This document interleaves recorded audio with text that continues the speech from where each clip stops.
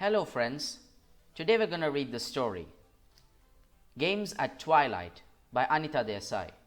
It's about a child who tries to win in a game of hide and seek but gets forgotten instead of praised. Let's begin with the story, shall we?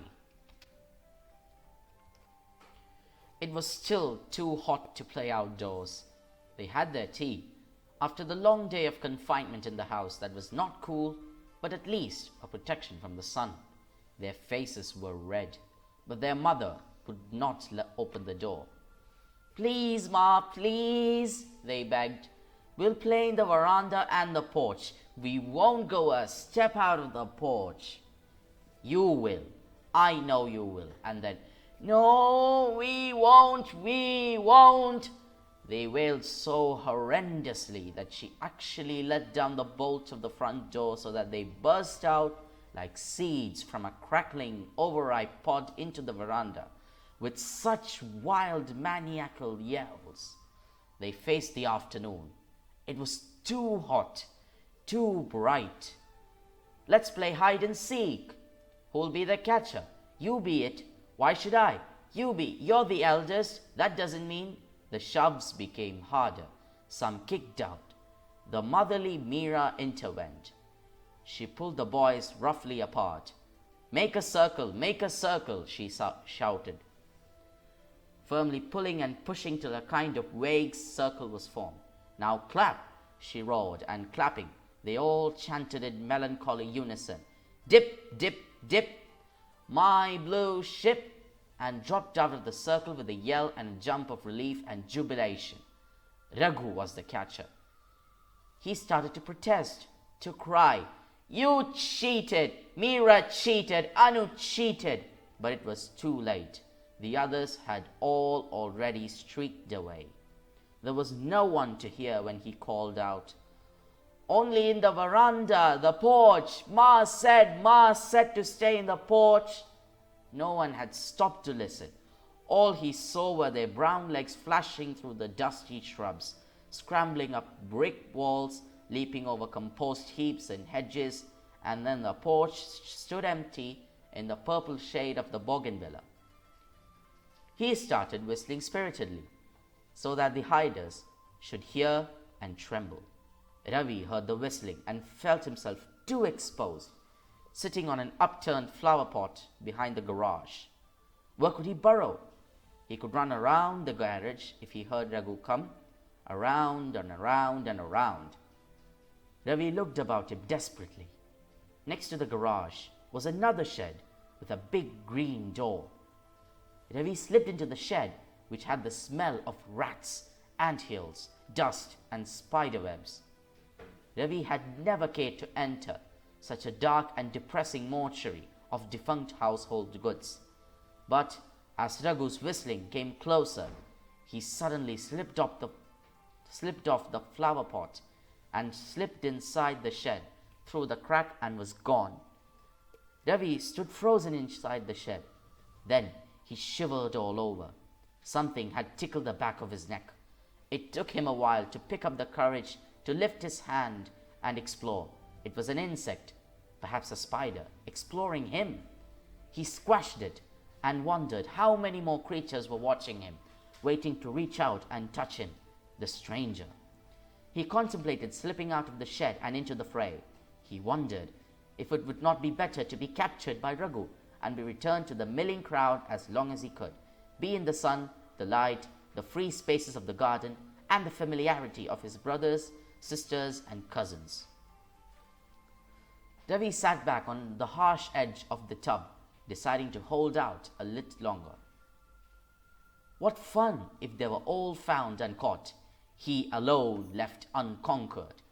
He had never known that sensation. Nothing more wonderful had ever happened to him than being taken out by an uncle and brought a whole slab of chocolate all to himself. There he sat smiling, knocking his heels against the bathtub, now and then getting up and going to the door to put his ear to the broad crack and listening for sounds of the game, the pursuer and the pursued, and then returning to his seat with the dogged determination of the true winner, a breaker of records, a champion. It grew darker in the shed.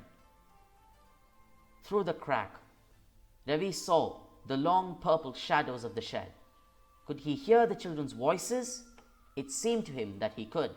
It seemed to him that he could hear them chanting, singing, laughing. But what about the game? What had happened? Could it be over? How could it when he was still not found?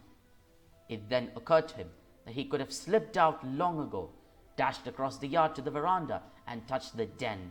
It was necessary to do that to win. He had forgotten. He had only remembered the part of hiding and trying to elude the seeker. He had done that successfully. With a whimper, he rushed out of the shed and flung himself at the white pillar and bawled, "Den! Den! Den!" Out on the lawn, the children stopped chanting.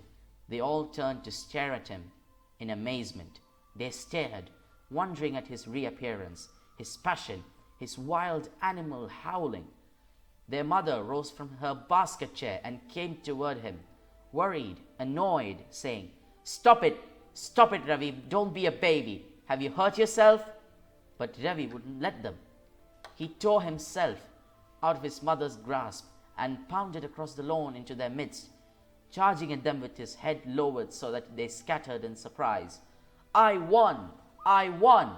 I won!" he bawled, shaking his head so that the big tears flew.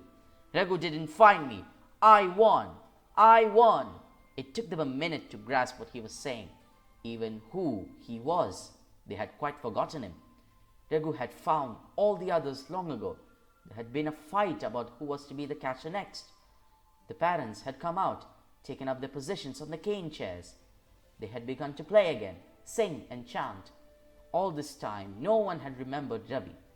Having disappeared from the scene, he had disappeared from their minds. Clean.